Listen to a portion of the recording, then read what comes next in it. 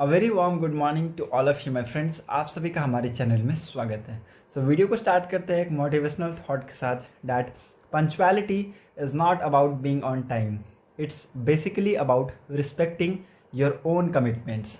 So with this thought I welcome you all in our channel daily current affair by the study take.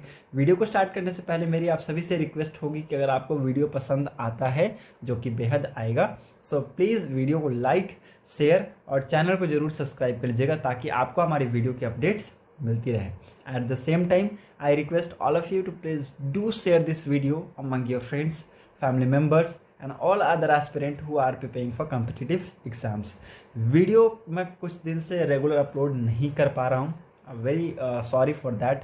और कुछ technical issue की वजह से मैं बस वीडियो अपलोड नहीं कर पा रहा हूँ, but I am just trying to upload the videos regularly, okay, from now only. So let's start without wasting the time. The very first important news from the All India Radio, where you have recently heard about that BRO. BRO के regarding आपने news सुनी होगी कि they have celebrated their raising day. ठीक है, उन्होंने raising day celebrate किया. This is the article of All India Radio. Border road organisation celebrate raising day today. आज नहीं, मतलब 7 मई को उन्होंने सेलिब्रेट किया रेजिंग डे. ओके, बीआरओ की इंपॉर्टेंस बहुत ज़्यादा है आज की डेट में. You know everything that is constructing is comes under BRO. Okay, road जो जितने ज़्यादा रोड जो निर्माण हो रहा है, ज़्यादातर कॉन्ट्रैक्ट किसको दिया जाता है? They get to BRO. Okay, so border roads organisation was founded on. ठीक है, अब ये पाया कब गया था? इट वॉज फाउंडेड ऑन 7 मई 1960. 1960 7 मई को इसको ये पाया गया था as a leading road construction agency under the ministry of defence with. ठीक है, मिनिस्ट्री ऑफ डिफेंस के अंदर में ये एजेंसी काम करती है. Okay, so you know this. यहाँ पर 2 इंपॉर्टेंट पॉइंट आपको पता चला होगा. ठीक है, पहला क्या कि व्हेन इट वाज फॉर्म्ड, पहला कब बना था ये? कि 7 मई 1960 में इट वाज फॉर्म्ड. ओके, दूसरा क्या यहाँ पर पता चला होगा कि what does its main aim to make the road. ठीक है, for the construction of road. Okay, और it comes under the ministry of defence.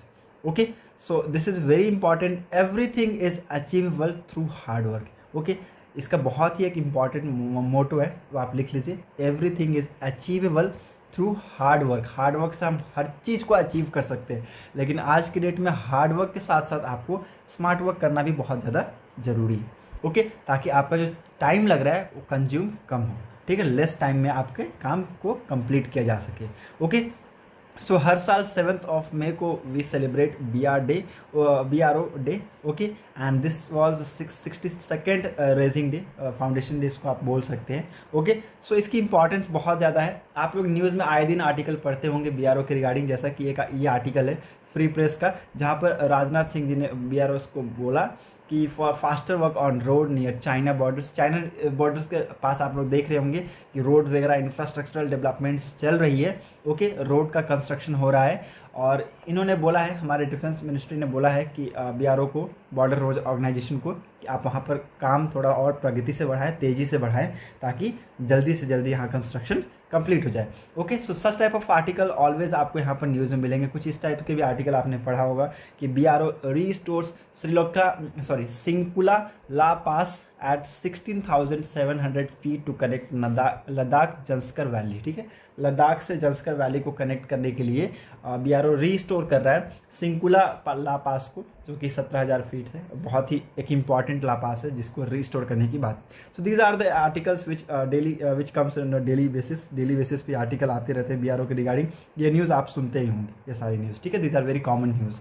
Okay, now इसके कुछ इंपॉर्टेंट फैक्ट बता देता हूँ. आप फैक्ट को लिख लीजिए मेरी तरफ से, आप इसका एक स्क्रीनशॉट ले लीजिए, which will be very much important for your answer writing, and let me explain you very well. Okay, पहली बात मैंने आपको बताया, it comes under the ministry of defence. ये मिनिस्ट्री ऑफ डिफेंस के अंदर में आता है, और it main aims to construct road.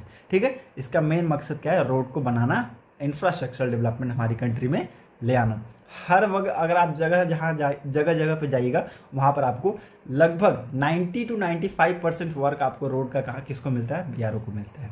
Okay, it's primary role is to provide road connectivity in India border areas. ठीक है, जो भी बॉर्डर एरियाज में आपको रोड कनेक्टिविटी प्रोवाइड कराते हैं, उनका मेन रोल यही है कि they will get to the road connectivity in the border areas. Okay, it also creates upgrade its and maintain infrastructure along borders to meet India overall tactical and strategic goals. Okay, so इनका ये भी काम होता है जो infrastructural जो developments है उनको मेंटेन करने का काम होता है, ताकि बॉर्डर के साइड में जो भी टैक्टिकल्स और स्ट्रेटेजिक गोल्स सेटअप किए हुए हैं उनको मीट कर पाएँ. Okay, apart from road constructions it also execute maintenance work along northern and western frontiers mainly to meet strategic requirement of Indian Army. ठीक है, इंडियन आर्मी के लिए भी काम करते हैं. ठीक है, रोड कंस्ट्रक्शन को अलावा भी और इनके पास बहुत सारे काम हैं. ठीक है, और ये उनको ज़्यादातर कहाँ नॉर्दर्न और वेस्टर्न फ्रंटियर में देखते हैं. ठीक है, it is responsible for over 53,000 kilometre of road. ठीक है, इनके पास बहुत ज़्यादा जिम्मेदारी है, लगभग 53,000 किलोमीटर ऑफ रोड बनाने का इनके पास जिम्मेदारी है. Okay, it's work involves formation cutting, surface, bridge construction and resurfacing. ठीक है, so these are the works which are very important from the side of BRO. ठीक है, आप यहाँ पर लिख सकते हैं उनका जो वर्क है, ये बताया गया कि ये क्या क्या काम करते हैं. ओके, फॉर्मेशन कटिंग का काम करते हैं, सरफेसिंग का काम किया जाता है इनके द्वारा, ब्रिज का कंस्ट्रक्शन किया जाता है एंड रीसर्फेसिंग का ये काम करते हैं.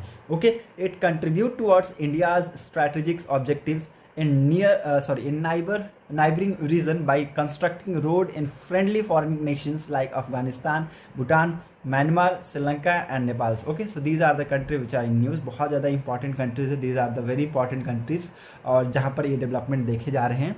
ओके, जहाँ पर रोड बनाने का काम बहुत तेज़ी से चल रहा है. फ्रेंडली फॉरेन कंट्रीज है जहाँ पर रोड बनाने का काम बहुत ज़्यादा तेज़ी से चल रहा है. ओके, डिजास्टर मैनेजमेंट की नज़र से अगर आप देखें तो it has played a very important role in constructing works after the tsunami in Tamil Nadu in 2004. ठीक है, आप अगर डिजास्टर मैनेजमेंट के नज़रिए से अगर आप देखिएगा, ओके, तो आपको यहाँ पर लगेगा कि BRO ने क्या एक उम्दा जो नतीजे पे होता है ना, उम्दा अव्वल दर्जे पे, ठीक है, उम्दा भूल जाइए, अव्वल दर्जे पे जो काम करना होता है ना, वो यहाँ पर उन्होंने करके दिखाया है. ठीक है, जब 2004 में सुनामी आया था कहाँ पर, तमिलनाडु में, तो इन्होंने एकदम फास्ट एंड फ्यूरियस टाइप का वर्क किया था, रिकंस्ट्रक्शन का वर्क किया था. ठीक है, कश्मीर का जो अर्थक्वेक आया था 2005 में, वहाँ भी आपको the work of BRO was very amazing. Okay, and Ladakh flash flood in 2010. ठीक है, so these are the important events. ठीक है, ये जो इम्पोर्टेंस हुए हैं क्या डिजास्टर्स, इनके बाद जो रिजल्ट देखने को मिला है BRO का, इट वाज अनएक्सपेक्टेबल. ओके, तो ये बहुत ज़्यादा इस फील्ड में इन्होंने बहुत ज़्यादा काम किया है. ओके, डिजास्टर को बहुत ज़्यादा मैनेज किया है. ओके, अपने तरीके से बहुत ज़्यादा फास्ट एंड फ्यूरियस तरीके से इन्होंने काम करके दिया है. ओके, इनके ऊपर विश्वास बहुत ज़्यादा है और ये हमेशा अपने विश्वास पर कायम रहें. So it's 63rd raising day, so it's very important. Okay, so you need to know, 62nd raising day, so you need to know all about this. Okay, hope you got clarity regarding this. आज के लिए हमारे पास ये एक ही article था. चलिए हम लोग बढ़ते हैं अपने क्वेश्चन की तरफ. The very first important question that what is the rank of India in RSF 2022 world press freedom index. Okay, आपने अभी रिसेंटली मैंने इसके बारे में पढ़ाया है. ठीक है, 2 दिन, आई थिंक 2-3 दिन हो गए वीडियो को अपलोड किए हुए. ओके, बहुत इंपॉर्टेंट था वो वीडियो. अगर आपने अब तक नहीं देखा है तो please go and watch. Okay, आप जाकर वहाँ देख सकते हैं. एंड बहुत इंपॉर्टेंट ये इंडेक्स थी जिसमें बताया गया था कि जर्नलिस्ट को how much freedom they get in the country. ठीक है, एक कंट्री में जर्नलिस्ट को कितना फ्रीडम दिया जाता है, ठीक है, बोलने का, ठीक है, कुछ करने का. ओके, सो इस इंडेक्स से हमें यह पता चलता है. Okay, so what is the rank of India, हमारी कंट्री की रैंकिंग कितनी इसमें नोटिफाई की गई थी, कितनी बताई गई थी. Okay, this are the option in front of you. A 87, B 104, C 150 and D 176. These are the option. I'm going to give the answer. C will be the answer of this question. India की ranking shift होकर पिछले साल 142nd पे थी और अभी ये 8 position down देखने को मिला है. 150 रैंक को बताया इन्होंने कि 150 रैंक पे इंडिया को इन्होंने दिखाया है. ओके, और रैंक मैंने जैसा कि आपको बताया कि 142nd प्लेस पे था, अभी 150 पोजीशन पे हैं. और इसमें इन्होंने कुछ कंट्रीज़ हैं, जैसे यूरोपियन कंट्रीज़ आपको यहाँ पर टॉप करती हुई दिखेंगी, जैसे कि नॉर्वे हो गया, नॉर्वे फर्स्ट नंबर पे, Denmark second, Sweden third. Okay, and all the I think European countries में ही हैं, वो भी इसी में 4th और 5th पोजीशन पे हैं. ओके, वाइल अगर मैं आपको बता दूं कि जो सबसे क्या है बॉटम में इस लिस्ट में है वो कौन है, नॉर्थ कोरिया. ठीक है, रशिया का भी आपने देख सुना होगा कि रशिया का भी पोजीशन डाउन हुआ है। ओके, और चाइना का भी आई थिंक 175 था चाइना का, इस पिछले ईयर 175 था, नाउ इस साल उनको 177 रैंक दिया गया है। तो उनके कंट्रीज में भी जो जर्नलिस्ट हैं उनको भी उतना अधिकार नहीं है, उतना बोलने का राइट नहीं है। Okay, so how much freedom they get we actually don't know. Okay, but हमारी कंट्री में बहुत ज़्यादा अभी तक तो कंडीशन धीरे धीरे इम्प्रूव हो रहा है, लेकिन सेडिशन के चार्जेस और भी अदर चार्जेस लगते हैं हमारे जर्नलिस्ट पे। ओके, बोलने का थोड़ा सा कम है, प्रेशर है, लोगों का प्रेशर है, ऑफकोर्स पॉलिटिकल पार्टीज का प्रेशर है, लेकिन ऑफकोर्स बोलना पड़ेगा, फैक्ट है कि थोड़ा सा कम है। ओके, ये 150 तो नहीं, लेकिन हाँ थोड़ा सा कम होना चाहिए था, बहुत ज़्यादा 150 इतना भी नहीं है कि हमें हाँ जर्नलिस्ट कुछ बोल नहीं सकते हैं, ठीक है, थोड़ा सा कम होना चाहिए था। ये रैंकिंग के ऊपर सवाल उठा था, देखा जाएगा आगे। ओके, सो इन्होंने किसने ये रिपोर्ट रिलीज की थी? रिपोर्टर्स विदाउट बॉर्डर, और इनको रिपोर्टर्स सैंस फ्रंटियर्स भी कहा जाता है, जिन्होंने एक रिपोर्ट रिलीज की थी जिसका नाम था वर्ल्ड प्रेस फ्रीडम इंडेक्स, जिसमें इंडिया की रैंकिंग 150th पोजीशन बताई गई। Okay, so C will be the answer of this question 150।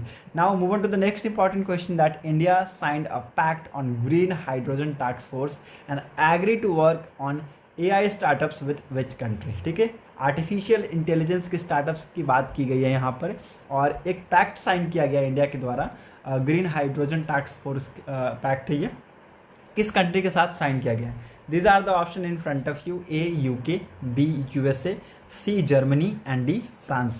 Okay, I'm going to give the answer. C will be the answer of this question. Recently India ने Germany के साथ ये मिलकर ये joint declaration एक sign किया है, Indo German green hydrogen task force between India and Germany also agree to work together with focus on artificial intelligence startup as well as AI research and its application in sustainability and healthcare. ठीक है, so these are the important factors which you need to know.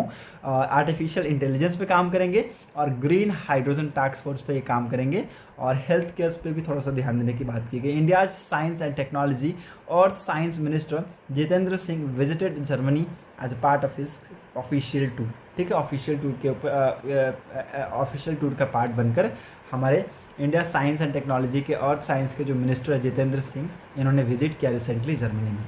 Okay, so these are the very important pacts which has been signed recently between India and Germany, जिसके बारे में आपको पता होना चाहिए कि ग्रीन हाइड्रोजन टास्क फोर्स का एक पैक्ट साइन हुआ है जर्मनी और इंडिया के बीच में।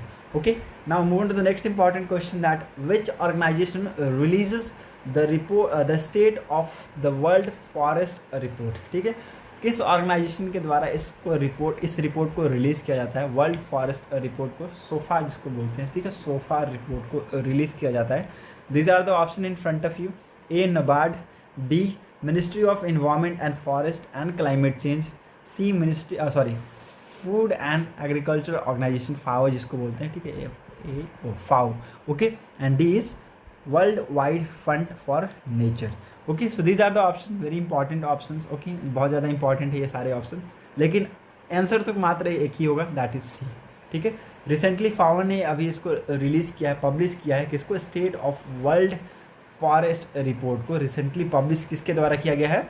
फाओ के द्वारा पब्लिश किया गया, फूड एंड एग्रीकल्चर ऑर्गेनाइजेशन के द्वारा।